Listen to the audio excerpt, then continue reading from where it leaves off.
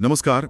आज हम बाइबल की एक ऐसी कहानी में उतरने वाले हैं जो बाहर से शांत दिखती है पर अंदर एक तूफान छिपाए हुए है। ये कहानी है याकूब के परिवार की।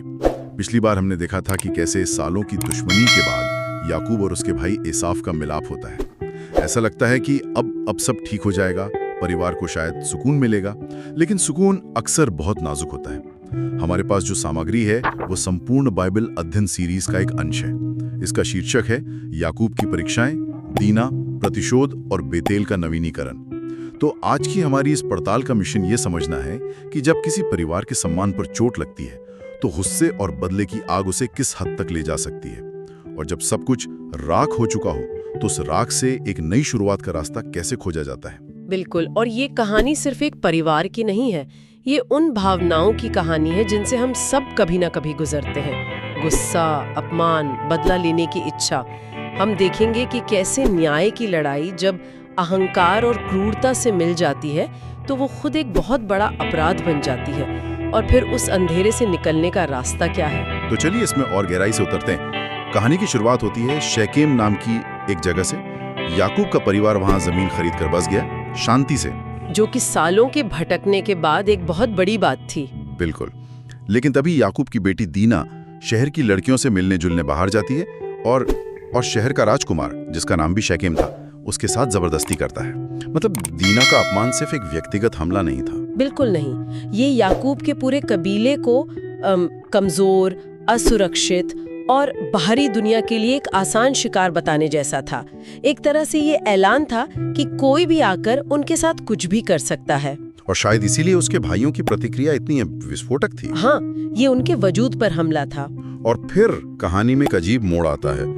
राजकुमार शेकेम को दीना से प्यार हो जाता है। हाँ। और वो उससे शादी करना चाहता है। वो और उसका पिता, जो शहर का राजा है, याकूब के पास आते हैं। न सिर्फ माफी मांगते हैं बल्कि एक बड़ा प्रस्ताव भी रखते हैं। व्यापार, रिश्तेदारी, जमीन। ऊपरी तौर पर तो लगता है कि शायद मामला सुलझ सकता है। हाँ बिल्कुल। लेकिन याकूब के बेटों के लिए ये प्रस्ताव, ये अपमान पर नमक छिड़कने जैसा था। उनकी बहन के साथ जो हुआ उसे दौलत और जमीन से तौला जा रहा था। उनके दिल में बदला की आग जल रही थी। तो जब वे शेकेम के प्रस्ताव पर शांत दिखे, वो शांति एक आने वाले तूफान का संकेत थी। उनके मुंह पर कुछ और था और मन में एक बहुत ही खतरनाक योजना बन रही थी। और यहीं से कहानी का सबसे स्याह अध्याय शुरू होता है। याकूब के बेटे एक शर्त रखते हैं।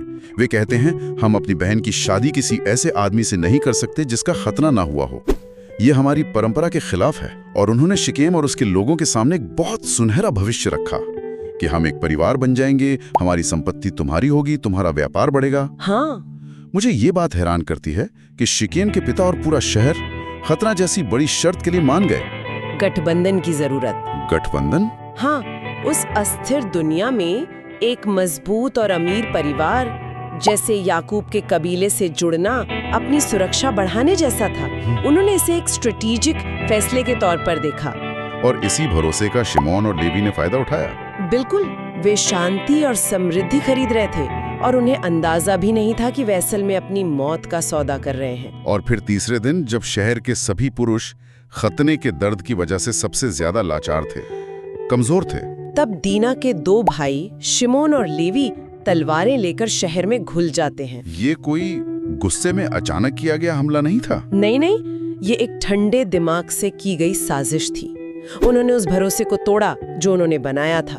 वे घर घर जाकर हर एक पुरुष को मार डालते हैं, जिसमें राजकुमार शेकेम और उसका पिता भी शामिल थे। हाँ। ये सुनने में भी भयानक लगता है। एक पूरे शहर को धोखे से मार दिया गया। और बात यही नहीं रुकी। इसके बाद याकूब के बाकी बेटे शहर में घुसते हैं और सब कुछ लूट लेते हैं।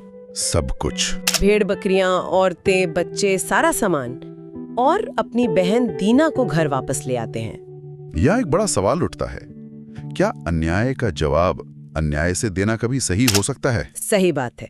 शिमोन और लेवी का मानना था कि वो सम्मान के लिए लड़ रहे थे, लेकिन असल में वो अपने क्रोध के गुलाम बन गए थे। याकूब ये सब देखकर टूट चुका था। वो अपने बेटों के काम से बिल्कुल सहमत नहीं। वो अपने बेटों से कहता है, तुमने मुझे मुसीबत में डाल दिया है, तुमने इस पूरे इलाके में हमारी बदनामी करा दी है। हम गिनती के लोग हैं। अगर आसपास के सब लोग मिलकर हम पर हमला कर देंगे तो मैं और मेरा पूरा घराना मिटा दिया जाएगा। बिल्कुल। तो वो बदले से मिलने वाली संतुष्टि के बजाय भविष्य का खतरा देख रहा था। हाँ, उसे पता था कि उसके बेटों ने सम्मान बचाने के नाम पर पूरे परिवार को मौत के मुंह में धकेल दिया है। और ये दिखाता है कि गुस्सा इंसान को अंधा बना देता है। जी, वो आगे का नहीं सोच पाता। सही बात है। लेकिन याकूब जो जीवन भर मुश्किलों से गुजरा था, वो जानता था कि इस एक काम की कीमत बहुत भारी होगी। अब परिवार अंदर से भी टूटा हुआ था और बाहर से दुश्मनों से घिरा हुआ था। यहाँ याकूब पूरी तरह से फंस चुका है। उसके बेटों ने उसे एक ऐसे खतरे में डाल दिया है जहाँ से निकलना नामुमकिन लग रहा है। बिल्कुल।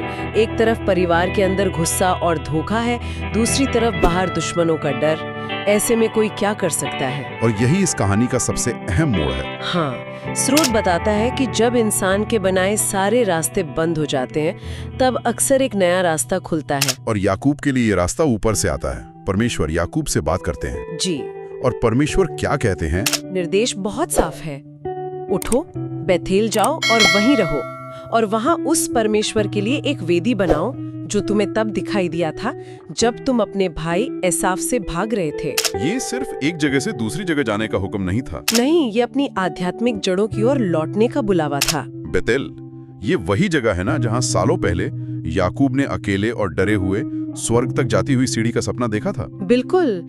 ये एक याद दिलाना था कि जब तुम पहले भी मुश्किल में थे, तब मैं तुम्हारे साथ था।